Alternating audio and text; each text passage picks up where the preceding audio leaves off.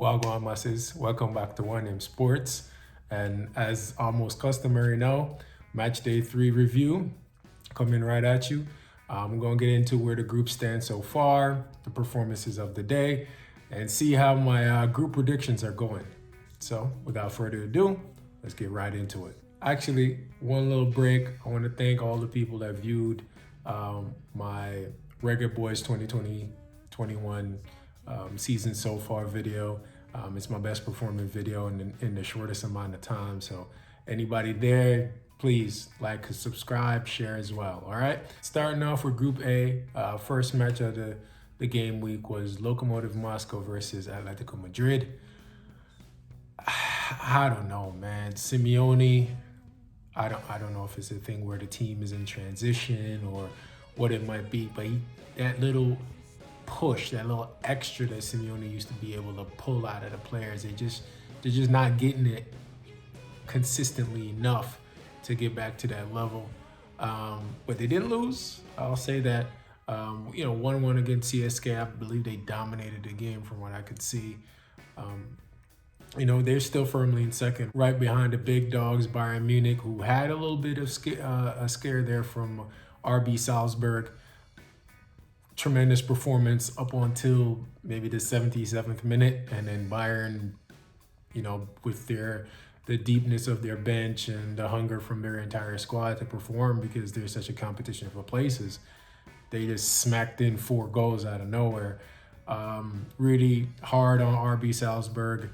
They did a great job, but the champions are the champions for a reason. They can do stuff like that, unlike certain other teams, but we ain't there yet. We had another 6-goal performance by a German team, and this time it was Borussia Mönchengladbach that put 6 goals past Shakhtar. That was shocking. Did not expect that at all. I think, it was just one of those days where Gladbach couldn't miss. Hard done there by Shakhtar, but, sometimes you get spanked. That's how the Champions League goes. But yeah, it's surprising me so far in terms of how the group is playing out. Just to cycle back a little bit, right now the group for Group A is pretty much playing out how I think. Group B, though, as I said, it was the group of death. The 2 teams that I had going through finally met up this week. We had Real and Inter. Boy, I'm not sure, man. Inter, they had an excuse. Lukaku was out. Real doesn't. Everybody's back with the exception of Odegaard. And I guess before I could say that it's a slowness thing or a complacency, again, like another team. But now it's clear to see the problem is defensively. Real has allowed 7 goals in 3 games. That's not a defensive record of a side that's looking to, lift the trophy. And I know that's what Zidane wants. So I don't know what needs to happen. Maybe it's the missing of Carvajal that's making this huge difference. They don't have that recovery speed that he brings. But I don't know. But, they got the win. They're off. The fires were put down a little bit, but let's see how they respond from here and if they can kick up and win the group like I think. Inter is surprisingly at the bottom of the group, but we'll see. We will see. All right, now in Man City's group, they're taking care of business. They were 3 goals winners today. Beat up a team just like Porto did, and my group predictions so far are looking fine. Jesus is back. He got a goal. We know Man City plays a lot differently when they have a true number 9 up front. Even though Ferran Torres was doing a job, Man City's trying to, and a little bit kind of under the radar. Man City has a nice little record going, being unbeaten and picking up these wins. They're also keeping the train going of not conceding. So the money that Pep spent, at least for now, is kind of looking like, oh, okay, he plugged a hole. John Stones is coming in a little bit, working with Ruben Diaz and Laporte and Ake. So they're shaping up really well. They're not even in form yet. They're shaping up well. So can you imagine when they do start clicking like how we know Man City should? Gotta wait and see. Anywho, we're just gonna transition right along there to Group D. Oh, again, Porto beat Marseille. Expected stuff there. But looking at Group D, Liverpool, they shut me up. I said in my preview video that Atalanta was the strongest, most informed team in the group. Klopp and his boys, they took Atalanta and put them across the knee, spanked them up and sent them back to Italy. 5-0. Right now, the hottest player in England, Mr. Diego Jota, who is going to take Firmino's spot. Just can't stop scoring. It's not a fit thing. The dude is just putting the ball in the back of the net. He doesn't really, I don't think he has any assists so far, but you'll need assists if everybody else around you is also scoring. Salah's still getting his goal. Mane scored. It says Jota is a little bit more decisive when he has the ball. I'm trying to score. I don't want to pass it sideways. I don't want to dally on the ball. I'm going for it. I need these numbers, and it's refreshing to see. And they smacked Atalanta up. The next game was with Ajax and Midtjylland. Midtjylland put up a very strong fight, but Ajax still has enough quality within the team in order to get and eke out that victory. Is 2-1, but we expected Ajax to win that. And right now, with that result, Ajax is actually second in the group and Atalanta is third. Really not how I had it playing out, but I feel like when Atalanta plays Ajax, they'll get their win. They'll beat Midtjylland again, but Liverpool seems as if they're going to win the group at this point. Next group is Chelsea, Sevilla, I want to say Krasnodar and Rennes. Chelsea, I don't think they've conceded a goal yet. I'm not sure. I'll check the stats on that. But last two games and the game in the Prem, they look like they've kind of found their footing. And with Mendy in there, the defenders are just a lot more confident. They're cleaning up. They're doing what they're supposed to do. And 3 goals again. Werner smacked both penalties in. Tammy Abraham, who, kind of been cast aside with Werner coming in, he got himself a goal as well to give Lampard a little more of a headache.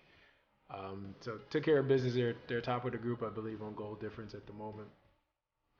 Over Sevilla, who in their game versus Krasnodar,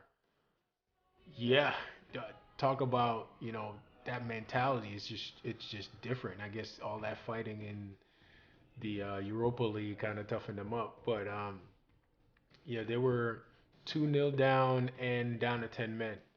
And they put 3 goals in order to win. And, it's something Man U can't do. Ole can't lead a team to do that. There's just, he's not that kind of a leader. So it's shocking, amazing for me to see that. My group predictions aren't that far off. Rennes are a lot worse than I thought they would be. The Camavinga hype, I guess it's only with France because Rennes right now are really a terrible team. They look like they might come below Krasnodar in the group. Scoring is an issue for them. They just don't look good. But Chelsea and Sevilla. Chelsea on top of Sevilla right now on goal difference. And we'll see how it plays out from there. Next group is Dortmund and Lazio's group. I had it a little bit differently. My prediction had Lazio coming third and maybe Zenit. Zenit were my kind of upset team. I know they have a decent history in the Champions League, but Lazio is just a more confident team. Churro and them boys. Dortmund took care of business again today, 3-0. Smacked somebody up. Haaland again, another player that Man U missed on. Put 2 goals in the net. Thorgan Hazard there showing his big brother how it's supposed to be done.